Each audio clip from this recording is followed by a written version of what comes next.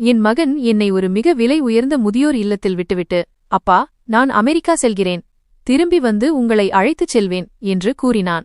நான் அவனுக்கு ஆசீர்வாதம் வழங்கி விடை கொடுத்தேன். சிறிது நேரத்திற்குப் பிறகு நான் என் மூக்குக் கண்ணாடி அவனது காரில் மறந்து வைத்துவிட்டேன் என்பது நினைவுக்கு வந்தது. நான் கேட்டை நோக்கி ஓடியபோது பார்க்கிங்கில் நின்று அவன் தன் தங்கையிடம் சிரித்துக் கொண்டே சொல்வதைக் கண்டேன். அமெரிக்கா செல்வதெல்லாம் ஒரு சாக்குப்போக்குதான். கிழவனை இங்கே சிறைப்பிடித்து விட்டோம். இன்று இரவு முதியோர் இல்லத்தின் பொறுப்பாளர் வருவார். என் அறை சுவர்களில் மாட்டியிருந்த படங்கள் இன்று எனக்கு மிகவும் அமைதியாக தெரிந்தன. இந்த வீட்டின் ஒவ்வொரு செங்கல்லையும் என் உழைப்பின் சம்பாத்தியத்தாலும் இரத்த வியர்வையாலும் சேர்த்தவன் நான் என்பது அந்த படங்களுக்கு தெரியும் போலிருக்கிறது. நான் என் நாற்காலியில் அமர்ந்து ஜன்னலுக்கு வெளியே என் தோட்டத்தை வெறுமையாக பார்த்துக் கொண்டிருந்தேன். அங்கேதான் நான் என் மறைந்த மனைவியுடன் எண்ணற்ற மாலை பொழுதுகளை கழித்தேன். அங்கேதான் வருண் மற்றும் காவ்யா நடக்க கற்றுக்கொண்டார்கள். இன்று அந்த தோட்டமும் சோகமாக இருந்தது. அது மாலை நேரமாக இருந்ததாலோ அல்லது என் இதயத்தின் வெறுமை எல்லாவற்றிலும் பரவியிருந்ததாலோ என்னவோ தெரியவில்லை. என் பெயர் ராம்சரண். எனக்கு 63 வயதாகிறது. வாழ்க்கையின் இந்த கட்டத்தில் மனிதனுக்கு ஓய்வும் அமைதியும் தேவை. கடவுளுக்கு நன்றி, என்னிடம் எதற்கும் குறைவில்லை. என்னிடம் செல்வம் இருந்தது, சொத்து இருந்தது. எல்லாவற்றிற்கும் மேலாக என் மகன் வருண் இருந்தான். அவனே என் உலகமாக இருந்தான். நான் என் வாழ்நாள் முழுவதையும் என் பிள்ளைகளின் பெயரில் எழுதி வைத்திருந்தேன். என் மனைவி இறந்த பிறகு நான் 2வது திருமணத்தைப் பற்றி நினைத்துக்கூட பார்க்கவில்லை. ஏனென்றால் என் குழந்தைகளின் தலைமீது மாற்றாந்தாயின் நிழல் விழுவதை நான் விரும்பவில்லை. நான் தாய் மற்றும் தந்தை என இருவருமாக இருந்து அவர்களை வளர்த்தேன். வருண் தொழிலை கையில் எடுத்துக்கொண்டான். நான் மகிழ்ச்சியுடன் என் பெரும்பாலான பொறுப்புகளை அவனிடம் ஒப்படைத்தேன். ஏனென்றால் முதிர்ந்த மரம் புதிய செடிகளுக்கு வழிவிட வேண்டும் என்று நான் நம்பினேன். காவ்யா என் ஒரே மகள். அவளை 6 ஆண்டுகளுக்கு முன்பு என் சகோதரியின் மகன் அங்கித்துக்கு திருமணம் செய்து கொடுத்தேன். அவள் திருமணத்திற்குப் பிறகு உடனடியாக வெளிநாடு சென்றுவிட்டாள். இந்த 6 ஆண்டுகளில் முதல் முறையாக இந்தியா வந்திருந்தாள். அவள் வந்த நாள் என் வீடு மகிழ்ச்சியால் நிறைந்திருந்தது எனக்கு நினைவிருக்கிறது. ஆனால் இந்த மகிழ்ச்சி தற்காலிகமானது, அதாவது சிறிது நேரத்திற்கு மட்டுமே என்பதும், இதற்குப் பின்னால் என் வாழ்க்கையின் அஸ்திவாரத்தையே அசைக்கக்கூடிய ஒரு புயல் மறைந்திருக்கிறது என்பதும் எனக்கு எப்படி தெரியும்? காவ்யாவின் வருகையால் நான் மிகவும் மகிழ்ச்சியாக இருந்தேன். ஆனால் அவள் கண்களில் ஒரு விசித்திரமான சோகமும் கவலையும் இருந்தது. அதை ஒரு தந்தையாக என்னால் தெளிவாக உணர முடிந்தது. அவள் கணவன் அங்கித் ஒரு பொறுப்பற்ற மற்றும் உல்லாசமான நபர் என்பது எனக்கு தெரியும். சூதாட்டம் மற்றும் மது பழக்கத்தால் அவன் எல்லாவற்றையும் இழந்துவிட்டான் என்றும், இப்போது அவர்களின் பொருளாதார நிலைமை மிகவும் மோசமாக உள்ளது என்றும் எனக்கு அடிக்கடி செய்திகள் வந்தன. காவ்யா பலமுறை தயக்கத்துடன் என்னிடம் உதவி கேட்டாள். நானும் எப்போதும் அவளுக்கு உதவினேன். ஆனால் கடந்த சில காலமாக நான் உதவியை நிறுத்திவிட்டேன். ஏனென்றால் நான் கொடுக்கும் பணம் காவ்யாவுக்காக அல்ல, அங்கித்தின் உல்லாசங்களுக்கே செலவாகிறது என்பது எனக்கு தெரியும்.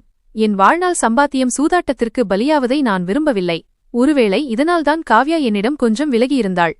ஆனால் நான் இதையெல்லாம் அவள் நன்மைக்காகவே செய்தேன். நேற்று இரவு சாப்பாட்டு மேஜையில் நடந்தது என்னை உள்ளுக்குள் உலுக்கியது. நாங்கள் அனைவரும் அமைதியாக சாப்பிட்டுக் கொண்டிருந்தோம். திடீரென்று வருண் தொண்டையைச் செருமிக்கொண்டு, அப்பா, நான் உங்களிடம் ஒரு முக்கியமான விஷயம் பேச வேண்டும் என்றான். அவன் குரலில் ஒரு தயக்கம் இருந்தது. அதை நான் இதற்கு முன் உணர்ந்ததே இல்லை. நான் உணவை நிறுத்திவிட்டு பாசத்துடன் அவனை பார்த்து, ஆம் மகனே, சொல்லு, என்ன விஷயம் என்றேன். வருண் தன் மனைவி நீலம் மற்றும் தங்கை காவ்யாவை பார்த்தான். அவர்களிடமிருந்து தைரியத்தை வரவழைத்துக் கொள்வது போலிருந்தது. பிறகு, அப்பா, எனக்கு கனடா விசா கிடைத்துவிட்டது. அங்கே ஒரு பெரிய பிசினஸ் ப்ராஜெக்ட் கிடைத்துள்ளது. அது நம் எதிர்காலத்திற்கு மிகவும் முக்கியமானது. நான் அடுத்த வாரமே கிளம்ப வேண்டும். நீலமும் என்னுடன் வருவாள் என்றான். இதைக் கேட்டு நான் மிகவும் மகிழ்ச்சியடைந்தேன். இது மிகவும் நல்ல செய்தி மகனே. கடவுள் உன்னை வெற்றி பெறச் செய்வார். பிறகு கவலைப்பட என்ன இருக்கிறது என்று கேட்டேன். வருண் பார்வையை தாழ்த்திக் கொண்டு, பிரச்சனை என்னவென்றால் அப்பா, நாங்கள் குறைந்தது 6 மாதங்கள் அல்லது 1 வருடம் வரை திரும்ப வர முடியாது. காவ்யாவும் திரும்ப தன் மாமியார் வீட்டுக்குச் செல்கிறாள். அவள் விசாவும் முடியப் போகிறது என்றான். இதைக் கேட்டதும் என் கைகள் உறைந்து போயின. என் வாயிலிருந்து தன்னிச்சையாக, அப்படியென்றால் நான் வீட்டில் தனியாக இருப்பேனா என்ற வார்த்தைகள் வந்தன. நான் மெல்லிய குரலில் கேட்டேன். வருண் உடனே, இல்லையப்பா, அதுதான் பிரச்சனை. உங்கள் உடல்நிலையும் சரியில்லை, இரத்த அழுத்த பிரச்சனையும் இருக்கிறது. நாங்கள் உங்களை எப்படி தனியாக விட்டுச் செல்ல முடியும்? வேலைக்காரர்கள் நம்பி உங்களை விட்டுச் செல்வது எனக்கு சுத்தமாக பிடிக்கவில்லை என்றான். அவனது இந்த கவலையை பார்த்து என் மகன் என்மீது எவ்வளவு அக்கறை வைத்திருக்கிறான் என்று எனக்கு ஆறுதலாக இருந்தது. அப்படியென்றால் இதற்கு என்ன தீர்வு மகனே என்று கேட்டேன். வருண் ஒரு கணம் இடைவெளி விட்டு, அப்பா, என் நண்பன் ஒரு மிகச் சிறந்த இடத்தை கட்டியுள்ளான். அது சாதாரண முதியோர் இல்லமல்ல, ஒரு 5 ஸ்டார் கெஸ்ட் ஹவுஸ் போன்றது. அங்கே எப்போதும் டாக்டர்கள் குழு இருக்கும், சூழலும் முற்றிலும் குடும்பம் போல இருக்கும் என்றான். நாங்கள் திரும்பி வரும் வரை நீங்கள் அங்கே தங்கியிருக்கலாம் என்று நினைத்தேன். அங்கே உங்களுக்கு தனிமையும் தெரியாது, எங்களை விட சிறப்பாக கவனித்துக் கொள்வார்கள். முதியோர் இல்லம் என்ற வார்த்தையை கேட்டதும் என் இதயத்தில் ஒரு அதிர்ச்சி ஏற்பட்டது. ஏனெனில் எங்கள் குடும்பத்தில் இந்த வார்த்தை ஒரு கெட்ட வார்த்தையாக கருதப்படுகிறது. ஆனால் வருண் முகத்தில் தெரிந்த அந்த இக்கட்டான நிலையை பார்த்ததும் என் மனம் கரைந்தது. மகன் தன் முன்னேற்றத்திற்காக செல்கிறான், என் மீதும் அக்கறை காட்டுகிறான் என்று நினைத்தேன். நான் மறுத்தால் ஒருவேளை அவன் தன் ப்ராஜெக்டை விட்டுவிடக்கூடும். அவன் முன்னேற்றத்திற்கு நான் தடையாக இருக்க விரும்பவில்லை. நான் மனதை கல்லாக்கிக் கொண்டு சிரித்தபடியே, மகனே, இது எனக்கும் உனக்கும் நல்லது என்று நீ நினைத்தால் எனக்கு எந்த ஆட்சேபனையும் இல்லை. நான் உன் மகிழ்ச்சியைத்தான் விரும்புகிறேன் என்றேன். என் சம்மதத்தை கேட்டு வருண் மற்றும் நீலமுகங்கள் மலர்ந்தன. காவ்யாவும் நிம்மதி பெருமூச்சு விட்டாள். ஆனால் அவர்கள் முகத்தில் இருந்த அந்த மெல்லிய உணர்வை என்னால் புரிந்து கொள்ள முடியவில்லை. அது மகிழ்ச்சியை விட வெற்றியின் அடையாளமாக இருந்தது. சரி, அது என் சந்தேகம் என்று நினைத்து ஒதுக்கிவிட்டு இரவு முழுவதும் விழித்திருந்து என் பொருட்களை கட்டினேன். என் மனைவியின் சில நினைவுகள், எனக்கு பிடித்த புத்தகங்கள் மற்றும் நான் எப்போதும் படிக்கும் அந்த புத்தகத்தை எடுத்து வைத்துக் கொண்டேன். விடிந்ததும் வீட்டின் சூழலில் ஒரு விசித்திரமான இறுக்கம் இருந்தது. காலை உணவின் போது யாரும் யாருடனும் பேசவில்லை. வருண் அடிக்கடி கடிகாரத்தை பார்த்து கொண்டிருந்தான். அவனுக்கு எங்கேயோ செல்ல அவசரம் போலிருந்தது. அப்பா, சீக்கிரம் செய்யுங்கள், எங்கள் ஃப்ளைட் நேரம் நெருங்குகிறது. முதலில் உங்களை விட வேண்டும் என்று நீலம் நினைவுபடுத்தினாள். நான் கடைசி முறையாக என் வீட்டை பார்த்தேன். இந்த வீட்டின் ஒவ்வொரு மூலையிலும் என் நினைவுகள் நிறைந்திருந்தன. சுவரில் மாட்டியிருந்த என் மனைவியின் படத்திற்கு வணக்கம் செலுத்தினேன். விரைவில் திரும்பி வருவேன் என்று மனதில் உறுதிமொழி எடுத்தேன். நான் கேட்டிலிருந்து வெளியே வந்தபோது அண்டை வீட்டாரின் கண்கள் என் மீது நிலைத்திருந்தன. அவர்கள் கண்களில் அனுதாபமும் எனக்குள் குத்துவது போன்ற கேள்விகளும் இருந்தன. நான் தலை குனிந்து வருண் காரில் ஏறினேன். வருண் டிரைவிங் சீட்டில் இருந்தான். நீலம் அவன் அருகில் இருந்தாள். பின் இருக்கையில் நானும் காவ்யாவும் இருந்தோம். வண்டி கிளம்பியது. என் வீடு பின்னால் போனது. வழி முழுவதும் காரில் அமைதி நிலவியது. காவ்யா ஜன்னலுக்கு வெளியே பார்த்து கொண்டிருந்தாள். ஆனால் அவள் கை தொடர்ந்து போனில் இயங்கிக் கொண்டிருந்தது, யாருடனோ மெசேஜில் பேசுவது போல. நான் ஒருவேளை அவள் அங்கித்திடம் பேசுகிறாள் என்று நினைத்தேன். நான் அவள் தலையில் கை வைத்து, மகளே, உன்னை நன்றாக பார்த்துக்கொள், அங்கித்திடம் பொறுப்புடன் இருக்கச் சொல். பணம் தேவைப்பட்டால் என்னிடம் சொல், நான் வருணிடம் சொல்லி அனுப்புகிறேன் என்றேன். என் பேச்சை கேட்டு காவ்யா திடுக்கிட்டு என்னை ஒரு விசித்திரமான பார்வையில் பார்த்தாள். அதில் பாசத்தை விட எரிச்சலே அதிகமிருந்தது. அவள் சுருக்கமாக, சரியப்பா, கவலைப்படாதீர்கள் என்று சொல்லிவிட்டு மீண்டும் போனில் மூழ்கினாள். 6 வருடங்களுக்குப் பிறகு சந்திக்கும் மகள் பிரியும் நேரத்தில் கூட என்னிடம் மனம் விட்டு பேசவில்லையே என்று வருத்தமாக இருந்தது. ஆனால் பிரிவு துயரத்தால் அவள் அமைதியாக இருக்கிறாள் என்று எனக்கு நானே சமாதானம் சொல்லிக் கொண்டேன். சிறிது நேரத்தில் நகரத்தின் இரைச்சல் இல்லாத ஓரிடத்தில் வண்டி நின்றது. எதிரே ஒரு பிரம்மாண்டமான கட்டிடம் இருந்தது. அதன் பெரிய கேட்டில் சுகூன் விலா, அமைதி இல்லம் என்று எழுதப்பட்டிருந்தது. கட்டிடம் அழகாகத்தான் இருந்தது, சுற்றிலும் பசுமையாக இருந்தது. ஆனால் ஏனோ அதன் உயர்ந்த சுவர்களும் காவலர்களும் எனக்கு சிறைச்சாலை போன்ற உணர்வை தந்தன. வருண் வண்டியை உள்ளே செலுத்தினான். வரவேற்பறையில் இருந்த ஊழியர்கள் எங்களை சிரிப்புடன் வரவேற்றனர். அப்போது ஒரு மகிழ்ச்சியான நபர் தன்னை டாக்டர் மாதூர் என்று அறிமுகப்படுத்திக் கொண்டார். அவர்தான் இங்க பொறுப்பாளர். அவர் வருணிடம் பழைய நண்பர் போல பழகினார். வாருங்கள் வருண் சார், உங்களுக்காகத்தான் காத்திருந்தோம் என்றார்.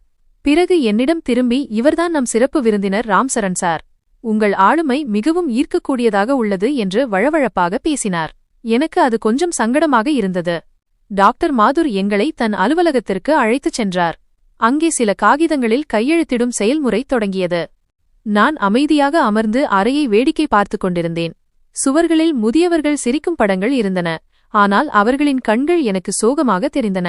அப்பா, இங்கே கையெழுத்து போடுங்கள். இது அட்மிஷன் காகிதங்கள் மற்றும் மருத்துவ வரலாறு படிவங்கள் என்று வருண் காகிதக்கட்டை என் முன் வைத்தான். நான் எப்போதும் போல வருண் மீது கண்மூடித்தனமான நம்பிக்கை வைத்து படிக்காமலே கையெழுத்திட்டேன். ஏனென்றால் அவன் என் மகன், பிள்ளை எப்போதும் பெற்றோருக்கு கெடுதல் நினைக்காது என்று நம்பினேன். இது வெறும் சம்பிரதாயம் என்று நினைத்தேன். கையெழுத்திடும்போது என் கைகள் நடுங்கின, ஏனெனில் அந்த கையெழுத்து என் சுதந்திரத்தை பறிக்கும் அனுமதி என்று எனக்கு தெரியாது. ஆனால் வருண் மீதான அன்பு என்னை நிறுத்தவில்லை. மிக நன்று, டாக்டர் மாதுர் நிம்மதி பெருமூச்சு விட்டார். கவலைப்பட வேண்டாம் வருண் சார், ராம்சரண் சார் இங்கே ராஜா போல இருப்பார். விஐபி சூட் எண் 1 தயாராக உள்ளது. நான் இவரை தனிப்பட்ட முறையில் கவனித்துக் கொள்வேன். பிறகு விடைபெறும் நேரம் வந்தது. அது எந்த தந்தைக்கும் மரணத்தை விட கொடியது. வருண் எழுந்து என்னை கட்டிப்பிடித்தான். ஆனால் அதில் எப்போதும் இருக்கும் அந்த வெப்பமில்லை. அப்பா, பார்த்துக் கொள்ளுங்கள். நான் போனதும் ஃபோன் செய்கிறேன். திரும்பி வந்ததும் முதலில் உங்களை வந்து கூட்டி செல்வேன் என்று உறுதியளிக்கிறேன் என்றான். அவன் குரலில் இருந்த நடுக்கத்தை நான் அவனது சோகம் என்று தவறாக புரிந்து கொண்டேன். நீலமும் சம்பிரதாயமாக விடைபெற்றாள். அப்பா, மருந்துகளை நேரத்திற்கு சாப்பிடுங்கள். காவ்யா என்னை கட்டிப்பிடித்தபோது என்னால் கண்ணீரை அடக்க முடியவில்லை. என் செல்லமே சந்தோஷமாக இரு என்று ஆசீர்வதித்தேன். அவள் சீக்கிரமே விலகிவிட்டாள். அவள் கண்களில் கண்ணீர் இல்லை, போவதற்கான அவசரமே இருந்தது. அவர்கள் திரும்பிப் பார்க்காமல் வெளியேறினார்கள். டாக்டர் மாதுர் என் தோளில் கை வைத்து, வாருங்கள் ராம்சரண் சார், உங்கள் அறைக்கு அழைத்துச் செல்கிறேன் என்றார். நான் கனமான இதயத்துடன் அவர் பின்னே சென்றேன். அறை மிகவும் வசதியாக இருந்தது. பச்சை நிறத் திரைகள், டிவி, ஃப்ரிட்ஜ் எல்லாம் இருந்தது. ஜன்னல் வழியாக தோட்டம் தெரிந்தது. ஆனால் என் வீடும் என் பிள்ளைகளும் என்னிடமிருந்து பறிக்கப்பட்ட நிலையில் இதெல்லாம் எனக்கு பொருளற்றதாக தோன்றியது. டாக்டர் மாதுர், நீங்கள் ஓய்வெடுங்கள், மாலையில் வருகிறேன் என்று சொல்லிவிட்டுச் சென்றார். அறைக்கதவு மூடியதும் அமைதி நிலவியது. நான் படுக்கையின் ஓரத்தில் அமர்ந்தேன். என் மனம் சோகத்தில் மூழ்கியது. என் வீடு, என் நாற்காலி, என் புத்தகங்கள் எல்லாம் நினைவுக்கு வந்தன. நேரம் கடத்த செய்தித்தாள் படிக்கலாம் என்று நினைத்து சட்டைப்பையில் கைவிட்டேன். அப்போதுதான் என் பாக்கெட் காலியாக இருப்பதை உணர்ந்தேன். என் மூக்கு கண்ணாடி இல்லை. வரும்போது காரின் டேஷ்போர்டில் வைத்துவிட்டு இறங்கும்போது எடுக்க மறந்துவிட்டேன். கண்ணாடி இல்லாமல் நான் கிட்டத்தட்ட குருடன். சரியாக படிக்கவும் முடியாது, தூரத்தில் இருப்பதை பார்க்கவும் முடியாது. வருண் போய்விட்டால் புதிய கண்ணாடிக்கு யாரை கேட்பது என்று பதட்டம் ஏற்பட்டது. அவர்கள் இப்போதுதான் சென்றார்கள், ஒருவேளை பார்க்கிங்கில்தான் இருப்பார்கள் அல்லது கேட்டில் காகிதங்கள் கொடுத்துக் கொண்டிருப்பார்கள் என்று நினைத்தேன். அதனால் உடனே செல்ல முடிவு செய்தேன். நான் அவசரமாக எழுந்தேன். கதவை திறந்து வெளியே வந்தேன். காரிடாரில் யாரும் இல்லை. மங்கலான பார்வையுடன் நான் கேட்டை நோக்கி நடந்தேன். கேட்டில் இருந்த காவலர் தூங்கிக் கொண்டிருந்தார், அதனால் என்னை பார்க்கவில்லை. நான் பார்க்கிங்கை அடைந்தபோது வருண் கார் இன்னும் அங்கே நிற்பதைக் கண்டு மகிழ்ச்சியடைந்தேன். நல்லவேளை அவன் இன்னும் போகவில்லை என்று நினைத்து வேகமாக நடந்தேன். ஆனால் அவர்கள் அருகில் சென்றபோது என் கால்கள் தளர்ந்தன. வருண் டிரைவிங் சீட்டிற்கு வெளியே நின்றிருந்தான். நீலம் மற்றும் காவ்யாவும் வெளியே நின்று பேசிக் கொண்டிருந்தனர். அவர்கள் என்னைப் பற்றி கவலையாக பேசிக் கொண்டிருப்பார்கள் என்று நினைத்தேன். ஆனால் அவர்கள் உடல்மொழி வேறொன்றை சொன்னது. வருண் முகம் இப்போது சோகமாக இல்லை, ஒரு வெற்றி புன்னகை இருந்தது. நீலம் போனில் எதையோ பார்த்து சிரித்துக் கொண்டிருந்தாள். காவ்யா வருண் தோளில் தட்டி ஏதோ சொன்னாள். இருவரும் சத்தமாக சிரித்தார்கள். அந்தச் சிரிப்பு பார்க்கிங் அமைதியை கிழித்தது. அது பிரிவின் வலி அல்ல, ஏதோ கொண்டாட்டத்தின் சிரிப்பு. நான் ஒரு மரத்தின் பின்னால் மறைந்து கொண்டேன். என் இதயம் வேகமாக துடித்தது. என் பிள்ளைகள் தானா இவர்கள் என்று நம்ப முடியவில்லை. டாக்டர் மாதுரும் அங்கே வந்தார். வருண் அவருக்கு ஒரு கவரை கொடுத்தான். அது பணமாக இருக்க வேண்டும். அவர்கள் நால்வரும் வட்டமாக நின்று பேசினார்கள். அவர்கள் முகத்தில் தந்திரம் தெரிந்தது. அவர்கள் பேசுவதைக் கேட்க நான் மூச்சை அடக்கிக் கொண்டு காத்திருந்தேன். காற்று என் பக்கம் வீசியதால் அவர்கள் பேசியது என் காதில் விழுந்தது. அந்த வார்த்தைகள் உருகிய ஈயத்தைப் போல என் காதுகளில் பாய்ந்தன. வருண், டாக்டர் சார், பிரமாதமாக நடித்தீர்கள், முற்றிலும் உண்மையாக இருந்தது என்றான். காவ்யா, அப்பாடா, தலைவலி நீங்கியது. இப்போது சொத்து அனைத்தும் நமக்குத்தான் என்றாள். இதைக் கேட்டதும் என் காலடியில் பூமி நழுவியது. இது கனடா செல்லும் பயணிகள் அல்ல, இரையை வலையில் சிக்க வைத்த வேட்டைக்காரர்கள். அந்த இரை நான்தான். எனக்கு தலை சுற்றியது. சுவரை பிடித்துக் கொண்டேன். கண்முன் இருட்டியது. ஆனால் உண்மையை அறிய என்னை நானே தேற்றிக்கொண்டேன். இன்னும் கொஞ்சம் அருகில் சென்றேன். அப்போது வருண் தன் தங்கையிடம், பார்த்தாயா எவ்வளவு சுலபம் என்று. கனடா எல்லாம் சும்மா ஒரு சாக்குப்போக்கு. கிழவனை இங்கே சிறைப்பிடித்து விட்டோம். இனி இவன் இங்கிருந்து வெளியே வரவே முடியாது என்றான். இதை கேட்டதும் என் நெஞ்சில் கத்தியால் குத்தியது போல் வலித்தது. என் சொந்த ரத்தம், என் மகன் என்னை கிழவன் என்கிறான், என்னை சிறைப்படுத்தியதாக கூறுகிறான். என் மனதில் கேள்விகள் எழுந்தன. அப்போது டாக்டர் மாதுரின் குரல் கேட்டது. அது மிகவும் கொடூரமாக இருந்தது. கவலைப்படாதீர்கள் வருண் சார், இன்று இரவே வேலை தொடங்கிவிடும் என்று மெல்லிய குரலில் ஏதோ சொன்னார். இதைக் கேட்டு நான் பயத்தில் நடுங்கினேன். அவர்கள் என்னை என்ன செய்யப் போகிறார்கள்? கொன்றுவிடுவார்களா? என் கை கால்கள் சில்லிட்டுப் போயின. நான் சிலையாக நின்றுவிட்டேன். கண்ணீர் வரவில்லை, பயம் மட்டுமே இருந்தது.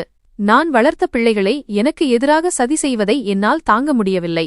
ஆனால் நோக்கம் என்ன? இன்று இரவு என்ன நடக்கப் போகிறது? இந்த பயம் என்னை அரித்தது. அவர்கள் என்னை பார்த்துவிடக்கூடாது என்று நடுங்கும் கால்களுடன் பின்வாங்கினேன்.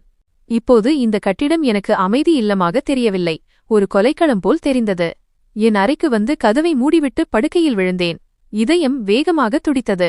கனடா எல்லாம் ஒரு சாக்குப்போக்கு, கிழவனை சிறைப்பிடித்து விட்டோம் என்ற வார்த்தைகள் என் மண்டைக்குள் சம்மட்டியால் அடிப்பது போல் ஒலித்தன. நான் விழுந்து விடுவேன் என்று தோன்றியது. ஆனால் அந்த நொடி எனக்குள் வாழ வேண்டும் என்ற வெறி பிறந்தது. நான் இப்போது வெளியே சென்று சத்தம் போட்டால் அவர்கள் என்னை பார்க்கிங்கிலேயே பிடித்துக் கொள்வார்கள். டாக்டர் மாதுர் எனக்கு வலுக்கட்டாயமாக ஊசி போட்டு மயக்கமடைய செய்து பிறகு என்னை பைத்தியம் என்று முத்திரை குத்திவிடுவார். என்னிடம் எந்த ஆதாரமும் இல்லை. பைத்தியக்கார ஆஸ்பத்திரி டாக்டருக்கு முன் ஒரு கிழவனின் சாட்சிக்கு என்ன மதிப்பு இருக்குமென்று எனக்கு தெரியும். நான் இப்போது உணர்ச்சியை விட்டுவிட்டு புத்தியால் வேலை செய்ய வேண்டும். நடுங்கும் கைகளை இறுக மூடினேன். ஆழமாக மூச்சுவிட்டு என்னை நானே அமைதிப்படுத்திக் கொண்டேன். கண்களில் கண்ணீர் இருந்தது, ஆனால் அதை துடைத்துவிட்டேன். பலவீனத்தை காட்டும் நேரம் முடிந்துவிட்டது. நான் சத்தம் போடாமல் ஜன்னலை விட்டு விலகி படுக்கையில் படுத்தேன். போர்வையை போர்த்திக் கொண்டு ஆழ்ந்த உறக்கத்தில் இருப்பது போல் நடித்தேன். சிறிது நேரத்தில் கதவு திறக்கும் சத்தம் கேட்டது. காலடி ஓசை என் படுக்கைக்கு அருகில் வந்து நின்றது. நான் என் கண்களை மூடிக்கொண்டு என் சுவாசத்தின் வேகத்தை சாதாரணமாக வைத்துக் கொள்ளும் நடிப்பை செய்தேன். ஆனால் அது மிகவும் கடினமாக இருந்தது. ஏனென்றால் என் இதயம் கட்டுப்பாடின்றி துடித்துக் கொண்டிருந்தது. ராம்சரண் ஐயா மைனஸ் இது டாக்டர் மாத்தூரின் குரல். அதில் இப்போது எனக்கு இனிமைக்கு பதிலாக முழுமையான விஷத்தன்மை கலந்திருப்பதை நான் உணர்ந்தேன். நான் வேண்டுமென்றே எந்த பதிலும் அளிக்கவில்லை. அப்போது யாரோ என் முகத்திற்கு மிக அருகில் குனிவதை நான் உணர்ந்தேன். நான் உண்மையில் தூங்குகிறேனா அல்லது விழித்திருக்கிறேனா என்று சோதிப்பதற்காக அது இருந்திருக்கலாம். பின்னர் அவர் மெதுவாக பக்கத்து மேஜையில் எதையோ வைத்துவிட்டு திரும்பிச் சென்றார். கதவு மூடும் சத்தம் கேட்டவுடனேயே நான் சட்டென்று என் கண்களை திறந்தேன். பக்கத்து மேஜையில் வருண் அவரிடம் கொடுத்துச் சென்ற என் மூக்கு கண்ணாடி இருந்தது. நான் நடுங்கும் கைகளால் கண்ணாடியை எடுத்து கண்களில் அணிந்தேன். பார்வை தெளிவானதும் அறையில் இருந்த ஒவ்வொரு பொருளும் எனக்கு இன்னும் பயங்கரமாக தோன்றின. இந்த அறை இப்போது ஓய்வெடுக்கும் இடமாக இல்லாமல் தூக்கு மேடை போல காட்சியளித்தது. நான் ஜன்னல் வழியாக வெளியே எட்டி பார்த்தேன். வருணின் கார் அங்கிருந்து சென்றுவிட்டது. என் இரத்தமும் சதையுமான என் மகனே கசாப்பு கடைக்காரர்களிடம் என்னை ஒப்படைத்துவிட்டு தன் கொண்டாட்டத்தை தொடங்கச் சென்றுவிட்டான். அந்த இரவு எனக்கு தூக்கமே வரவில்லை. நான் இரவு முழுவதும் படுக்கையில் கிடந்து கூரையை வெறித்து பார்த்து கொண்டே இருந்தேன். என் வாழ்க்கை படம் என் கண்முன்னே ஓடியது. நான் எங்கே தவறு செய்தேன்? என் வளர்ப்பில் ஏதேனும் குறை இருந்துவிட்டதா? நான் வருணை விரல் பிடித்து நடக்க கற்றுக் கொடுத்தேன். காவியாவின் ஒவ்வொரு பிடிவாதத்தையும் நிறைவேற்றினேன். அவர்களை வெயிலில் இருந்து காப்பாற்றி நிழலில் வைத்திருந்தேன். ஆனால் இன்று அவர்கள் முதுமையின் இந்த இருட்டறையில் வெறும் பணத்துக்காக என்னை தூக்கி எறிந்துவிட்டார்கள்.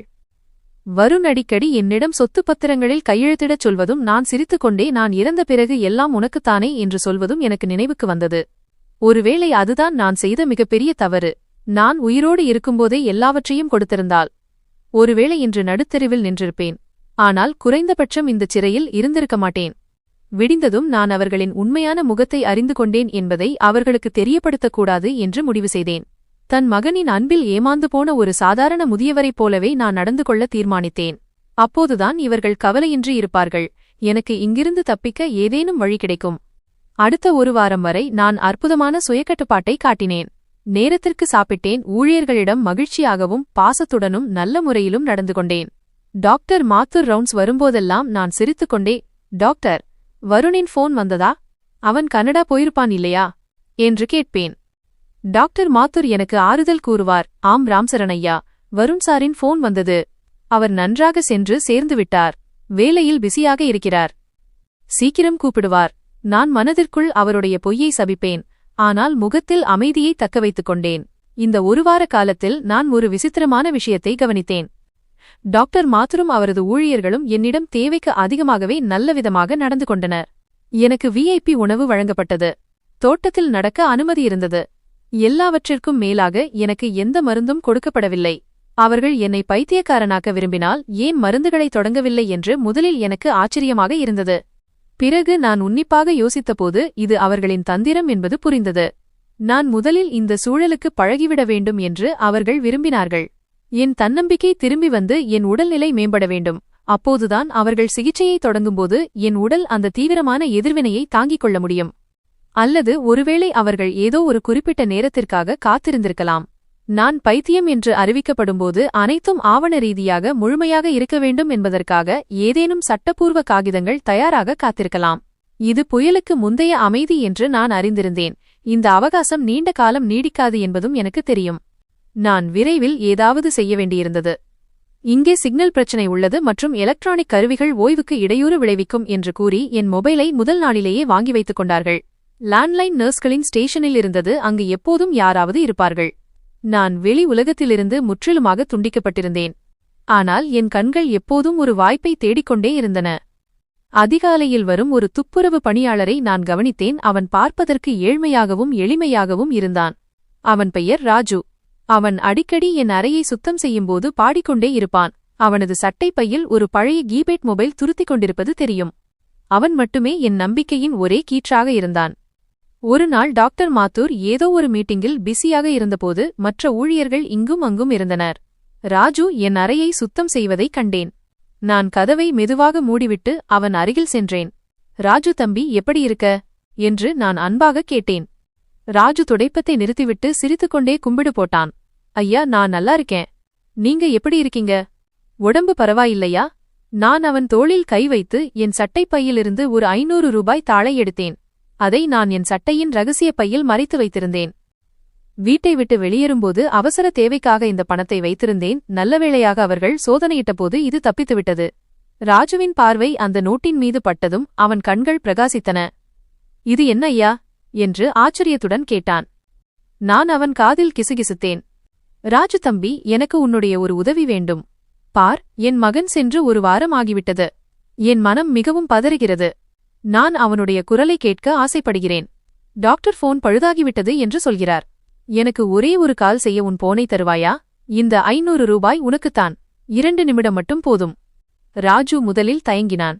அவன் பயந்தான். ஐயா, டாக்டருக்கு தெரிந்தால் என் வேலையை பறித்து விடுவார். நோயாளிகளுக்கு போன் கொடுக்கக்கூடாது என்று கண்டிப்பாக சொல்லியிருக்கிறார்கள் என்றான்.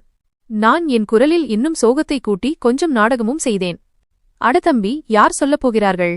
நம் இருவரைத் தவிர வேறு யாருக்கும் தெரியாது. ஒரு அப்பாவின் இதயம் துடிக்கிறது. ஒரு அப்பாவின் ஆசீர்வாதத்தை நீ வாங்கிக் கொள்ள விரும்பவில்லையா? இந்த பணத்தை வைத்துக்கொள். உனக்கு உதவும். பணத்தாசையும் என் உணர்ச்சிகரமான பேச்சும் வேலை செய்தன. ராஜு சுற்றும் முற்றும் பார்த்துவிட்டு அவசரமாக தன் பையில் இருந்த அந்த பழைய மொபைலை எடுத்து என் கையில் திணித்தான். சீக்கிரம் பேசுங்கய்யா, யாரும் வந்துவிடப் போகிறார்கள் என்று எச்சரித்தான். என் கைகள் நடுங்கின. நான் போனை வாங்கி அவசரமாக எண்ணை டயல் செய்ய ஆரம்பித்தேன். நான் வருணின் நம்பரை அழைக்கவில்லை, ஏனென்றால் அவன்தான் என் எதிரியாகிவிட்டானே. என் நினைவில் பத்திரமாக இருந்த அந்த எண்ணை நான் டயல் செய்தேன். என் பால்ய நண்பனும் ஓய்வு பெற்ற போலீஸ் இன்ஸ்பெக்டருமான ஜெகதீஷின் எண்ணை. நான் கண்ணை மூடிக்கொண்டு நம்பக்கூடிய போலீஸ் துறையின் மூலை முடுக்குகள் தெரிந்த ஒரே நண்பன் ஜெகதீஷ் தான். ரிங் போய்க் கொண்டிருந்தது. ஒவ்வொரு ரிங் சத்தத்துடனும் என் இதயம் பலமாக துடித்தது. எடுடா ஜெகதீஷ், ப்ளீஸ் எடு என்று மனதிற்குள் வேண்டிக் கொண்டிருந்தேன். 3வது ரிங்கில் மறுமுனையில் ஒரு கனமான குரல் கேட்டது. ஹலோ, யார்? ஜெகதீஷின் குரலை கேட்டதும் என் தொண்டையில் அழுகை வந்து அடைத்தது. ஜெகதீஷ், நான் தான் ராம்சரண் என்று நான் மிகுந்த சிரமத்துடன் கூறினேன். ராம்சரண்? அடநண்பா, நீ எங்கே இருக்கிறாய்? உன் நம்பர் கிடைக்கவே இல்லை. நான் வருணுக்கு போன் செய்தபோது நீ மலைப்பிரதேசத்திற்கு சுற்றுலா சென்றிருப்பதாகச் சொன்னான். ஜெகதீஷின் பேச்சை கேட்டு வருணின் தந்திரம் எனக்கு இன்னும் தெளிவாக புரிந்தது. அவன் எல்லோரிடமும் பொய் சொல்லியிருந்தான். நான் சுற்றுமுற்றும் பார்த்தேன். ராஜு வாசலில் காவல் காத்துக் கொண்டிருந்தான். நான் குரலை தாழ்த்தி அவசரமாக பேசினேன். ஜெகதீஷ், நான் சொல்வதை கவனமாக கேள். என்னிடம் நேரம் மிக குறைவாக உள்ளது. வருண் பொய் சொல்லியிருக்கிறான். நான் சுற்றுலா செல்லவில்லை. அவன் என்னை சுகூன் வில்லா என்ற முதியோர் இல்லத்தில் அடைத்து வைத்திருக்கிறான். இவர்கள் என்னை பைத்தியம் என்று முத்திரை குத்தி என் சொத்துக்களை அபகரிக்க பார்க்கிறார்கள். வருண் கனடா செல்லவில்லை. அவன் இங்கேயேதான் இருக்கிறான். இது அனைத்தும் ஒரு சதி என்றேன். மறுமுனையில் ஜெகதீஷின் மூச்சு நின்றது போல் இருந்தது. நீ என்ன உளறுகிறாய்? வருண் எப்படி அப்படி செய்ய முடியும்? நீ முதியோர் இல்லத்தில் சிறை வைக்கப்பட்டிருக்கிறாயா? நான் அமைதியான குரலில் கூறினேன். ஜெகதீஷ், இது உண்மை. நானே அவர்கள் பேசுவதைக் கேட்டேன். இங்கிருக்கும் இன்சார்ஜ் டாக்டர் மாத்தரும் அவர்களுடன் கூட்டுச் சேர்ந்துள்ளார். அவர்கள் எனக்கு சில மருந்துகளை கொடுத்து என் மனநலத்தை சிதைக்க பார்க்கிறார்கள். இதுவரை அவர்கள் எதுவும் செய்யவில்லை. ஆனால் விரைவில் ஏதாவது செய்வார்கள் என்று எனக்கு ஆபத்து தெரிகிறது. கடவுளுக்காக என்னை இங்கிருந்து காப்பாற்று. இல்லையென்றால் நான் கொல்லப்படுவேன் அல்லது உண்மையிலேயே பைத்தியமாகிவிடுவேன். ஜெகதீஷின் போலீஸ் மூளை உடனடியாக விழித்துக் கொண்டது.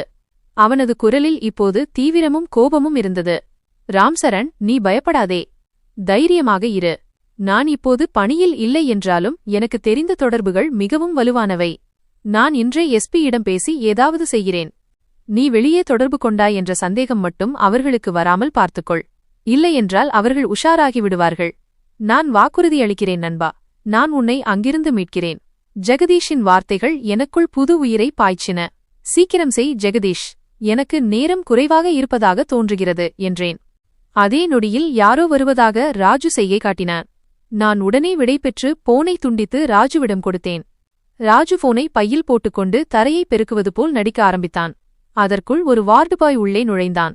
ராம்சரண் ஐயா டாக்டர் செக்கப்பிற்கு அழைக்கிறார். அவன் சந்தேக பார்வையோடு ராஜுவை பார்த்தான். பிறகு என்னை பார்த்தான். நான் சிரித்துக்கொண்டே, வாப்பா, நான் தயாராகத்தான் இருந்தேன் என்றேன். என் செய்தி போய் சேர்ந்துவிட்டது என்பதில் என் மனம் திருப்தியாக இருந்தது. ஆனால் பயம் இன்னும் இருந்தது. ஏனென்றால் ஜெகதீஷ் நடவடிக்கை எடுக்க நேரமாகலாம். எதிரியோ என் தலைக்கு மேல் நின்று கொண்டிருந்தான். மாலையானதும் ஓல்டு ஏஜ் ஹோமின் சூழல் மாறத் தொடங்கியது. வழக்கமாக மாலையில் விளக்குகள் எரியும், மெல்லிய இசை ஒலிக்கும். ஆனால் இன்று அமைதி ஆழமாக இருந்தது. ஊழியர்களின் நடமாட்டத்திலும் வேகமிருந்தது. நான் என் அறையில் அடைக்கப்பட்டு வெளியிலிருந்து தாழிடப்பட்டிருந்தேன். இப்படி இதற்கு முன் நடந்ததே இல்லை. ஏதோ தப்பு நடக்கிறது என்று என் உள்ளுணர்வு எச்சரித்தது. இரவு சுமார் காலை 9:30 மணியளவில் கதவு திறந்தது. டாக்டர் மாத்தூர் தனது முழு குழுவுடன் உள்ளே நுழைந்தார். அவருடன் 2 வாட்டசாட்டமான வார்டுபாய்களும் கையில் ஒரு ஸ்டீல் ட்ரேயுடன் ஒரு நர்ஸும் இருந்தனர். அந்த ட்ரேயில் ஊசிகள் இருந்தன. டாக்டர் மாத்தூரின் முகத்தில் இப்போது அந்த போலியான புன்னகை இல்லை. அதற்கு பதிலாக ஒரு இறுக்கமும் அதிகாரமும் இருந்தது. ராம்சரண் ஐயா, விழித்திருக்கிறீர்களா? நல்லது என்று அவர் தட்டையான குரலில் கூறினார். நான் படுக்கையிலிருந்து எழுந்தேன். என்ன டாக்டர், இவ்வளவு ராத்திரியில்? எல்லாம் நலமா? இதுவெல்லாம் என்ன? நான் ஊசி மருந்துகள் இருந்த ட்ரேயை சுட்டிக்காட்டினேன். அவை மஞ்சள் விளக்கில் பளபளத்தன. டாக்டர் மாத்தூர் ஒரு அடி முன்னால் வந்து, உண்மையில் ராம்சரண் ஐயா, நகரத்தில் ஒரு ஆபத்தான வைரஸ் பரவி வருகிறது. இது குறிப்பாக முதியவர்களை தாக்குகிறது என்றார். அரசாங்கத்திடமிருந்து கடுமையான உத்தரவு வந்துள்ளது. அனைத்து முதியோர் இல்ல நோயாளிகளுக்கும் உடனடியாக தடுப்பூசி போட வேண்டும் என்று. அப்போதுதான் அவர்கள் பாதுகாப்பாக இருப்பார்கள். அவரது இந்த வாதம் யாரும் எளிதில் நம்பக்கூடியதாக இல்லை. வைரஸ் திடீரென்று இரவில், அதுவும் முதியவர்களுக்கு மட்டுமா? எனக்கு உடனே வருண் சொன்ன அந்த விஷயம் நினைவுக்கு வந்தது. இன்று இரவு ஓல்டேஜ் ஹோம் இன்சார்ஜ் இதைச் செயல்படுத்துவார். இது அந்த இரவுதான். இதுதான் என்னை பைத்தியக்காரனாக மாற்ற அவர்கள் பயன்படுத்தும் ஆயுதம். இந்த ஊசியில் தடுப்பூசி இல்லை, என் நரம்புகளை சிதைக்கும் விஷம் உள்ளது என்பதை நான் புரிந்து கொண்டேன். இது என் நினைவாற்றலை பறிக்கும் அல்லது என்னை மனநிலை பாதிக்கப்பட்டவராக்கும். அதன் மூலம் நான் ஒரு மனநோயாளி என்பதை நிரூபிக்க முடியும். நான் பின்வாங்கி டாக்டரிடம், எனக்கு எந்த வைரசும் இல்லை, நான் முழுமையாக ஆரோக்கியமாக இருக்கிறேன், எனக்கு எந்த தடுப்பூசியும் தேவையில்லை, நான் காலையில் என் ஃபேமிலி டாக்டரிடம் கேட்டுவிட்டுத்தான் போட்டுக்கொள்வேன் என்றேன். நான் கடுமையாக மறுத்தேன். டாக்டர் மாத்தூரின் நெற்றியில் சுருக்கங்கள் விழுந்தன. அவர், ராம்சரண் ஐயா, குழந்தைத்தனமாக பேசாதீர்கள், இது எமர்ஜென்சி. நாம் காலை வரை காத்திருக்க முடியாது. வருண் சார் உங்கள் உடல் நலனில் எல்லா வகையிலும் கவனம் செலுத்த எங்களுக்கு அனுமதி அளித்துள்ளார் என்றார். வருணின் பெயரை கேட்டதும் என் கோபம் இன்னும் அதிகமானது. இல்லை, நான் ஒருபோதும் தடுப்பூசி போட மாட்டேன். நீங்கள் வற்புறுத்த முடியாது என்று கத்தினேன். நான் சுவரோரம் சென்று நின்றேன். டாக்டர் மாத்தூர் வார்டு பாய்களுக்கு சைகை காட்டினார். பிடியுங்கள் இவரை. நோயாளி ஒத்துழைக்கவில்லை. அவரது நன்மைக்காக நாம் கண்டிப்பு காட்ட வேண்டும். இந்த வாக்கியத்தை அவர் தன் ஊழியர்களுக்கு நம்பிக்கை அளிக்கச் சொன்னது போல் இருந்தது. 2 வார்டுபாய்களும் என்னை நோக்கி வந்தார்கள். நான் வயதானவன்தான், ஆனால் என் உயிரை காப்பாற்றிக் கொள்ள எனக்குள் சிங்கம் போன்ற வலிமை வந்தது. நான் அருகிலிருந்த நாற்காலியை தூக்கி அவர்கள் மீது வீசிவிட்டு, எச்சரிக்கை, யாராவது என் அருகில் வந்தால் போலீஸை கூப்பிடுவேன் என்று கத்தினேன். ஆனால் அவர்கள் நிற்கவில்லை. ஒருவன் என் கைகளை முறுக்கினான், மற்றொருவன் என்னை பின்னாலிருந்து பிடித்துக் கொண்டான். நான் கால்களால் உதைத்து போராடினேன். ஆனால் அவர்கள் இளமையானவர்கள், வலிமையானவர்கள். அவர்கள் என்னை இழுத்துச் சென்று படுக்கையில் தள்ளி என் கை கால்களை அழுத்தி பிடித்தனர். விடுங்கள் என்னை, நீங்கள் கொலைகாரர்கள், கடவுளுக்கு பயப்படுங்கள் என்று நான் கத்தினேன். என் மூச்சு வாங்கியது. டாக்டர் மாத்தூர் நர்ஸ் பக்கம் திரும்பினார். சீக்கிரம் சிஸ்டர், இன்னும் அமளி செய்வதற்குள் ஊசியை தயார் செய்யுங்கள். நர்ஸ் நடுங்கும் கைகளால் சிரிஞ்சில் மருந்தை ஏற்றினார். அந்த மருந்து மஞ்சள் நிறத்தில் இருந்தது. அது மரணத்தைப் போலவே தெரிந்தது. நான் உதவியற்ற நிலையில் கூரையை பார்த்துக் கொண்டிருந்தேன்.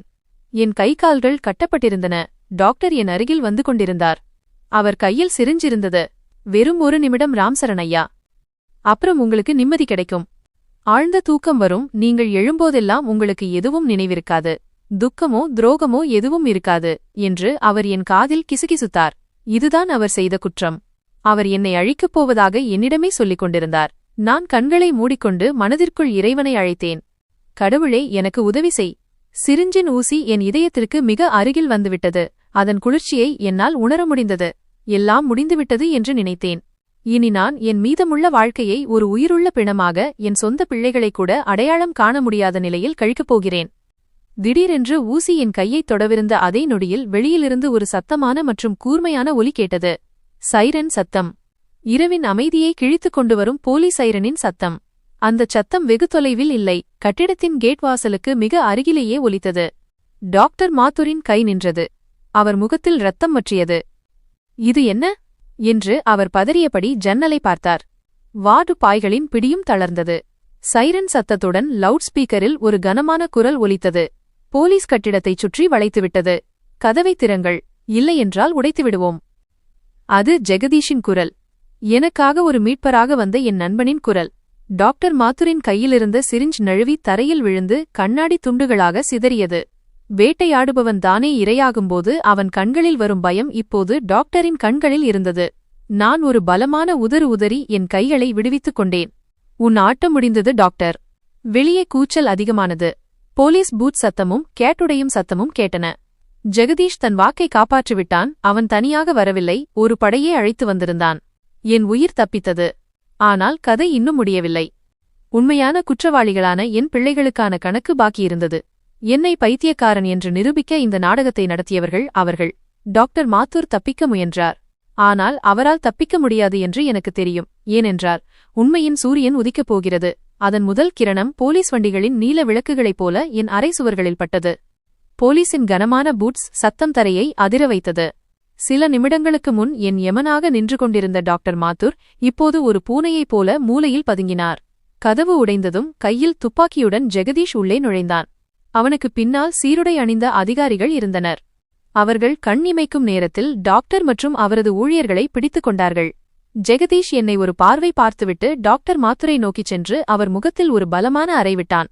அந்த அறையின் சத்தம் என் இதயத்திற்கு ஒரு விசித்திரமான நிம்மதியை தந்தது. ஏண்டா, இது மருத்துவமனையா இல்லை மோசடி நடக்கும் இடமா? ஜெகதீஷின் இடி போன்ற குரலை கேட்டு டாக்டர் நடுங்கினார். இல்லை சார், நீங்கள் தவறாக புரிந்து கொண்டிருக்கிறீர்கள். இந்த நோயாளி பைத்தியம் வன்முறையில் ஈடுபட்டார். நாங்கள் அவருக்கு ஓய்வு ஊசிதான் போட்டோம். டாக்டர் கடைசி முயற்சியாக பொய் சொன்னார். ஆனால் ஜெகதீஷ் ஒன்றும் ஏமாளி அல்ல. அவன் தரையில் விழுந்து கிடந்த உடைந்த சிரிஞ்சை சுட்டிக்காட்டி ஒரு கான்ஸ்டபிளுக்கு உத்தரவிட்டான். இதை சீல் வைக்கப்பட்ட கவரில் போடுங்கள், தடயவியல் சோதனைக்கு அனுப்புங்கள். இது ஓய்வு மருந்தா அல்லது மூளையை நிரந்தரமாக தூங்க வைக்கும் விஷமா என்று ரிப்போர்ட் சொல்லட்டும். பிறகு ஜெகதீஷ் என் பக்கம் வந்து என்னை கட்டிப்பிடித்துக் கொண்டான். என் கண்களிலிருந்து கட்டுக்கடங்காத கண்ணீர் வழிந்தது. இது மகிழ்ச்சி கண்ணீர் அல்ல. ஒரு வாரமாக நான் என் நெஞ்சில் அடக்கி வைத்திருந்த பாரம் இறங்கியதன் வெளிப்பாடு. நன்றி நண்பா, சரியான நேரத்தில் வந்துவிட்டாய். இல்லையென்றால் இன்று இவர்கள் என் கதையை முடித்திருப்பார்கள் என்று தழுதழுத்த குரலில் கூறினேன். ஜெகதீஷ் என் முதுகை தட்டி கொடுத்தான். நான் வாக்கு கொடுத்திருந்தேன் ராம்சரன். இப்ப பார் நான் இவர்களை என்ன செய்கிறேன் என்று. டாக்டர் மாத்தூர் மற்றும் அவர் கூட்டாளிகளுக்கு விலங்கு பூட்டப்பட்டு வண்டிகளில் ஏற்றப்பட்டனர். ஜெகதீஷ் எனக்கு ஆதரவாக என்னை தூக்கி, வா ராம்சரன், இப்போது உண்மையான குற்றவாளிகளை சந்திக்க வேண்டிய நேரம் வந்துவிட்டது என்றான். என் இதயம் ஒரு கணம் பதறியது. என் சொந்த பிள்ளைகளுக்கு முன்னால் என்னால் நிற்க முடியுமா? ஏன் என்னை விற்றீர்கள் என்று அவர்கள் கண்களை பார்த்து என்னால் கேட்க முடியுமா? ஆனால் எனக்கு வரும் சொன்னது நினைவுக்கு வந்தது. மைனஸ் கனடா என்பது ஒரு நாடகம். இந்த நினைவு எனக்குள் மிச்சமிருந்த கொஞ்ச நஞ்ச இரக்கத்தையும் அழித்துவிட்டது. நான் உறுதியுடன் தலையசைத்துவிட்டு ஜெகதீஷுடன் வெளியே வந்தேன். போலீஸ் வண்டியில் ஏறும்போது நான் வானத்தை பார்த்தேன். மேகங்கள் கலைந்து சந்திரன் வெளியே வந்து கொண்டிருந்தது. இப்போது முழுமையாக வெளிவரப்போகும் உண்மையைப் போல எங்கள் வாகனம் நகரை நோக்கி புறப்பட்டது. இலக்கு என் சொந்த வீடு. நான் நிம்மதியான இடம் என்று நினைத்த அந்த வீடு என் பிள்ளைகளால் சதித்திட்டத்தின் கூடாரமாக மாற்றப்பட்டிருந்தது. இரவு 2 மணி ஆகிக் கொண்டிருந்தது. நாங்கள் என் வீட்டை அடைந்ததும் அவர்களுக்கு தெரியக்கூடாது என்பதற்காக ஜெகதீஷ் சைரனை அணைக்கச் சொல்லியிருந்தான். போலீஸ் வண்டியை பார்த்ததும் வாட்ச்மேன் பயந்து போய் கேட்டை திறந்தான். வீட்டின் ஹாலில் விளக்குகள் எரிந்து கொண்டிருப்பதையும் உள்ளே இருந்து மெல்லிய குரல்கள் வருவதையும் நான் பார்த்தேன். அவர்கள் உண்மையில் கொண்டாடிக் கொண்டிருந்தார்கள். ஜெகதீஷ் என்னை தனக்கு பின்னால் இருக்குமாறு சைகை செய்துவிட்டு முன் சென்று காலிங் பெல்லை அடித்தான். உள்ளே இருந்து சிரிப்பொலியும் காலடி சத்தமும் கேட்டது. பிறகு கதவு திறந்தது. எதிரே வருண் நின்றிருந்தான். கையில் ஜூஸ் கிளாஸ் மற்றும் முகத்தில் புன்னகையுடன். ஒருவேளை டாக்டர் மாத்தூரி நற்செய்திக்காக அவன் காத்திருந்தான் என்று நினைக்கிறேன். ஆனால் ஜெகதீஷையும் போலீஸையும் பார்த்ததும் அவன் கையில் இருந்த டம்ளர் நழுவி விழுந்து கண்ணாடி துண்டுகள் சிதறின. ஜெகதீஷ் அங்கிள், நீங்க இங்கே இந்த நேரத்துல? வருண் குரலில் பேயை பார்த்தது போன்ற நடுக்கம் இருந்தது. ஜெகதீஷ் அவனை தள்ளிவிட்டு நாங்கள் எல்லோரும் உள்ளே நுழைந்தோம். லவுஞ்சில் சோபாவில் என் மகள் காவ்யாவும் அவள் அண்ணி நீலமும் அமர்ந்திருந்தனர். அவர்களும் போலீஸை பார்த்ததும் பதறிப்போய் எழுந்தார்கள். அவர்கள் முகம் வெளிரிப்போய் இருந்தது. வருண் தன்னை சமாளித்துக் கொண்டு, அங்கிள், என்ன இது? போலீஸ் ஏன் வந்திருக்கு? எல்லாம் சரிதானே என்று கேட்டான். ஜெகதீஷ் கிண்டலான சிரிப்புடன், ஆமாம் வருண், எல்லாம் சரிதான். நீ மறந்து வைத்த ஒரு பொருளை திருப்பிக் கொடுக்க வந்தோம் என்றார். இதை சொல்லிவிட்டு ஜெகதீஷ் விலகினார். இதுவரை அவர் பின்னால் மறைந்திருந்த நான் முன்னால் வந்தேன். என்னை பார்த்ததும் வருண், காவ்யா, நீலம் ஆகியோரின் வாயடைத்துப் போனது. கல்லறையிலிருந்து பிணம் உயிர்த்தெழுந்து வந்தது போல அவர்கள் கண்கள் விரிந்தன. அப்பா! காவ்யாவின் வாயிலிருந்து வார்த்தை கஷ்டப்பட்டு வந்தது. நீங்க கனடா? அதாவது ஓல்டு ஹோம்ல. அவளால் வாக்கியத்தை முடிக்க முடியவில்லை. நான் அமைதியாக நடந்து சென்று அவர்கள் என் அழிவுக்கு திட்டம் தீட்டிய அதே சோபாவில் அமர்ந்தேன். வருண் என் பார்வையை தவிர்ப்பதை பார்த்தேன். ஏன் வருண்? நான் மிகவும் மெதுவான மற்றும் அழுத்தமான குரலில் கேட்டேன். கனடா விசா கிடைக்கலையா? இல்ல, கனடாங்கிறது சும்மா ஒரு சாக்கா. இதை கேட்டதும் வருண் உறைந்து போனான். நான் எல்லாவற்றையும் கேட்டுவிட்டேன் என்பதை அவன் புரிந்து கொண்டான். நீலம் பயத்தில் அழ ஆரம்பித்தாள். காவ்யா சுவரோடு ஒட்டிக்கொண்டாள். அப்பா, நீங்க தப்பா புரிஞ்சுக்கிறீங்க. நாங்க சும்மா... வருண் ஏதோ சாக்கு சொல்ல முயன்றான். ஆனால் நான் கையை உயர்த்தி அவனை அடக்கி, ஒரு வார்த்தை கூட பேசாதே என்றேன். நான் என் கண்களால் நீ டாக்டர் மாத்துருக்கு பணம் கொடுப்பதை பார்த்தேன். என்னை கிழவன் என்றும் சிறை என்றும் நீ சொல்வதை என் காதுகளால் கேட்டேன். இன்னிக்கு ராத்திரி எனக்கு பைத்தியம்னு சான்றிதழ் வாங்கி என் சொத்தை அபகரிக்க திட்டம் போட்டது எனக்கு தெரியும். அறையில் மரண அமைதி நிலவியது. பொய்யுக்கு இடமில்லை.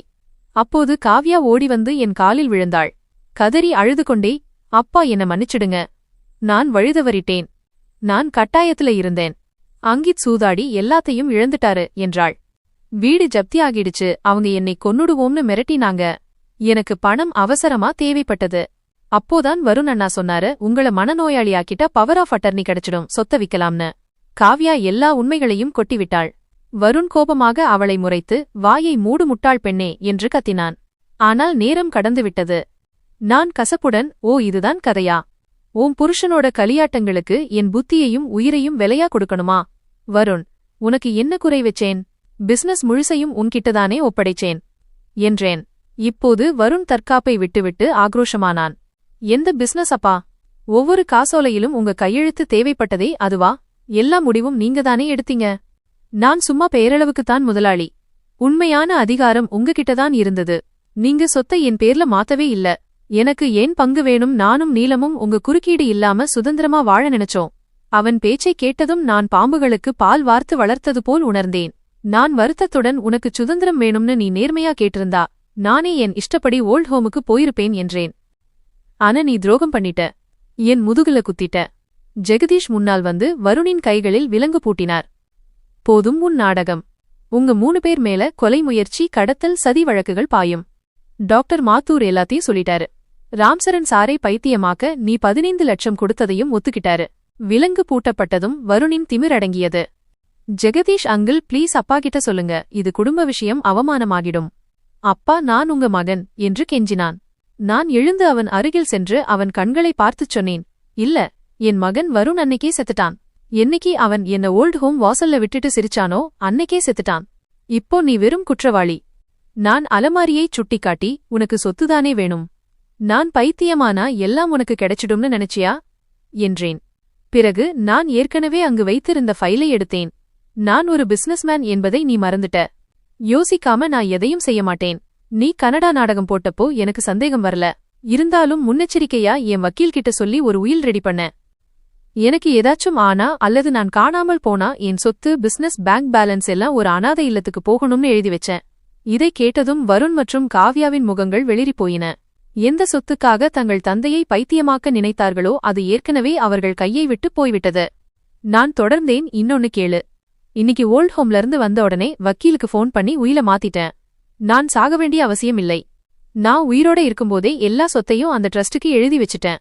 இந்த வீட்டை தவிர. இத நான் தப்பிச்சு வந்து அதே ஓல்ட் ஹோமுக்கு தானமா தர்றேன். நான் பட்ட கஷ்டம் அங்க இருக்கிறவங்களுக்கு வரக்கூடாது. நீலம் அலறினாள். அப்போ நாங்க எங்க போறது? நாங்க நடுத்தருவுக்கு வந்துடுவோமே. நான் கடுமையாக, நீங்க எனக்காக தேர்ந்தெடுத்த அதே நடுத்தெருதான்.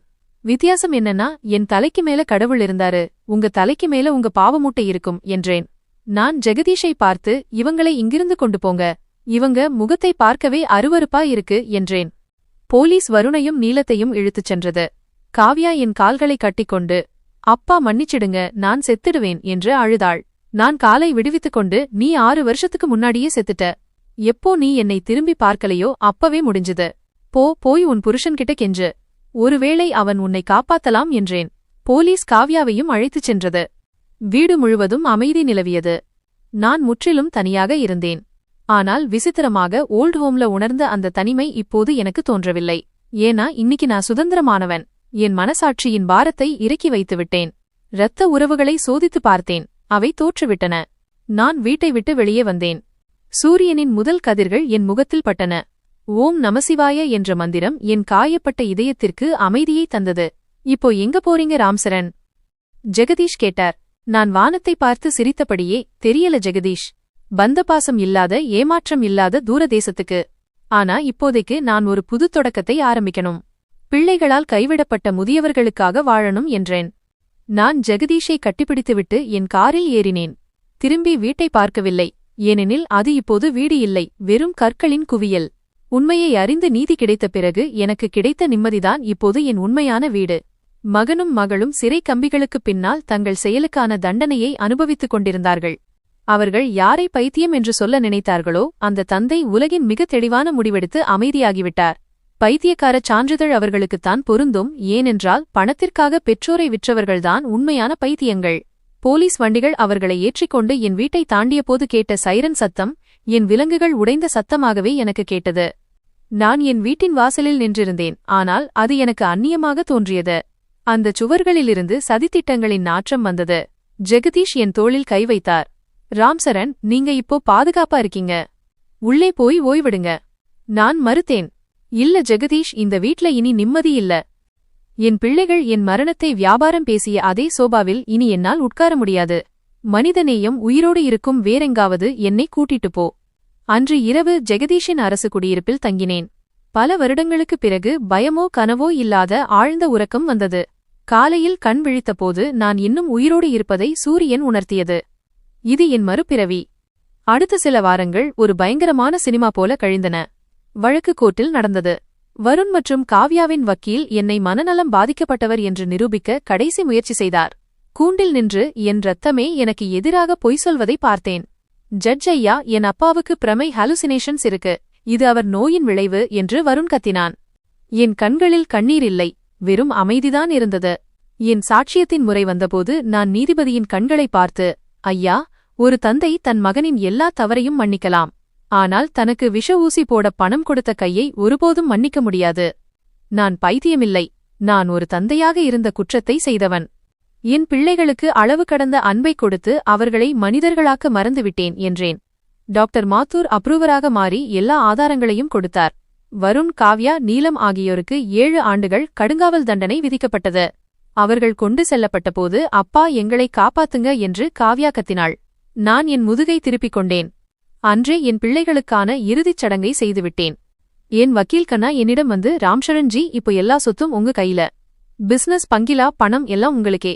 நீங்க விரும்பினா வித்துட்டு எங்கேயாவது நிம்மதியா இருக்கலாம் என்றார். நான் ஜன்னல் வெளியே குப்பையில் உணவு தேடும் முதியவரை பார்த்தேன். டாக்டர் மாத்தூர் என்னை உயிருள்ள பிணமாக மாற்ற முயன்ற அந்த தருணம் நினைவுக்கு வந்தது. கண்ணா, இந்த சொத்து என்னோடது இல்ல. இது என் சிரித்து வாழ்ந்த குடும்பத்தை சுடுகாடாக்கின பேராசையின் அடையாளம். எனக்கு இதில் 1 பைசா கூட வேண்டாம் என்று சொல்லி ஒரு வரலாற்று சிறப்புமிக்க முடிவை எடுத்தேன். என் சொத்து முழுவதையும் ராம்சரண் மறுவாழ்வு அறக்கட்டளைக்கு மாற்றினேன். என் பங்கிலா இப்போது மம்தா சதனாக மாறவிருந்தது. பெற்ற பிள்ளைகளால் நடுத்தெருவில் விடப்பட்ட முதியவர்களுக்கும் பெற்றோர் இல்லாத அனாதை குழந்தைகளுக்கும் அது புகலிடமாக மாறியது. பங்களாவின் மாற்றம் தொடங்கியது. வருண் என்னை வேவு பார்க்க வைத்த கேமராக்களை அகற்றிவிட்டு காலையில் பக்தி பாடல்கள் ஒலிக்கும் பெரிய ஸ்பீக்கர்களை வைத்தேன். 6 மாதங்களில் மம்தா சதன் தயாரானது. இன்று இங்கே 40 முதியவர்களும் 20 அனாதை குழந்தைகளும் வசிக்கிறார்கள். நான் அங்கேயே ஒரு சிறிய அறையில் வசிக்கிறேன்.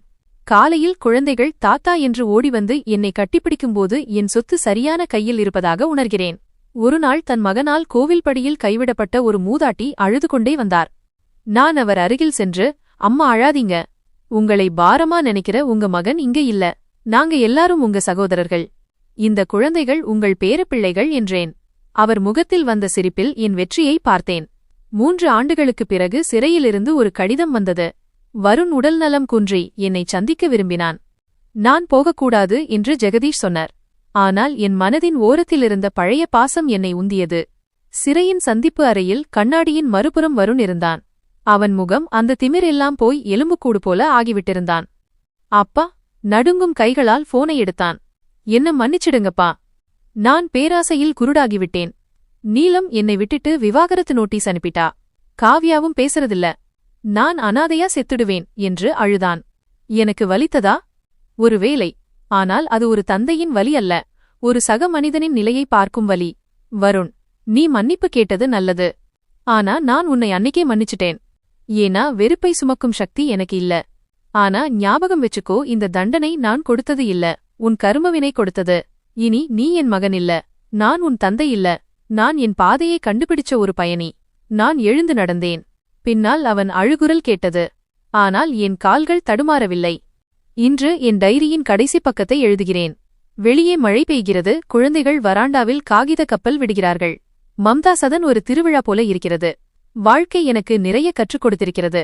என் கதையிலிருந்து உலகம் பாடம் கற்றுக்கொள்ள வேண்டும் என்று விரும்புகிறேன். பிள்ளைகளுக்கு சொத்தை சேர்த்து வைப்பதை விட மனிதநேயத்தை கற்றுக் கொடுங்கள். சிரவணகுமாரனின் கதைகளை சொல்வதை விட உழைப்பின் அருமையை சொல்லிக் கொடுங்கள். உழைத்து சாப்பிடும் ருசி தெரிந்தால் அவர்கள் உங்கள் தட்டை பறிக்க மாட்டார்கள். முதியவர்களே, முதுமை சாபமல்ல. மூச்சு உள்ளவரை நீங்கள் பயனற்றவர் இல்லை. பிள்ளைகள் உங்களை பாரமாக நினைத்தால் நீங்களே விலகிவிடுங்கள். ஆனால் உங்கள் சுயமரியாதையை சாகவிடாதீர்கள். பிரபஞ்சத்தின் விதி ஒன்றுதான். எதை கொடுக்கிறாயோ அதுவே திரும்ப வரும். வருண் என்னை தனிமைப்படுத்த நினைத்தான். இன்று அவன் தனிமையில் இருக்கிறான். நான் பிறருக்கு தோள் கொடுத்தேன். இன்று என்னை தாங்க 100 கைகள் உள்ளன. வீடு என்பது செங்கல் கற்களால் ஆனது அல்ல, நம்பிக்கையால் ஆனது. நம்பிக்கை உடையும்போது அது வெறும் இடிபாடுதான். என் பெயர் ராம்சரண். உலகம் என்னை பைத்தியம் என்று சொல்ல நினைத்தது. ஆனால் இன்று நான்தான் இந்த நகரத்தின் மிக தெளிவான மனிதன். ஏனெனில் உண்மையான செல்வம் வங்கிக் கணக்கில் இல்லை, ஒருவரின் கண்ணீரை துடைக்கும்போது கிடைக்கும் அந்த வாழ்த்தில்தான் இருக்கிறது என்பதை நான் அறிந்து கொண்டேன். சூரியன் மறைந்துவிட்டது. கோவில் மணி ஒலிக்கிறது. அந்த குழந்தைகளுக்கு கதை சொல்ல நான் கிளம்புகிறேன். இனி அடுத்த தலைமுறையில் இன்னொரு வருணோ காவ்யாவோ உருவாகாமல் இருக்க. சரி நண்பர்களே, இந்த கதை உங்களுக்கு எப்படி இருந்தது என்று கமெண்டில் சொல்லுங்கள். இது போன்ற கதைகளை கேட்க எங்கள் சேனலை சப்ஸ்கிரைப் செய்யுங்கள், லைக் செய்யுங்கள். முக்கியமாக நீங்கள் இந்த கதையை எந்த ஊரிலிருந்து கேட்கிறீர்கள் என்பதையும் கமெண்டில் சொல்லுங்கள். நண்பர்களே, இது ஒரு கற்பனை கதை. இதில் வரும் பாத்திரங்கள், இடங்கள், சம்பவங்கள் அனைத்தும் பொழுதுபோக்கு மற்றும் விழிப்புணர்வுக்காக மட்டுமே. உயிருடன் இருக்கும் அல்லது இறந்த யாருடைய வாழ்க்கையுடனும் இதற்கு சம்பந்தமில்லை. நன்றி.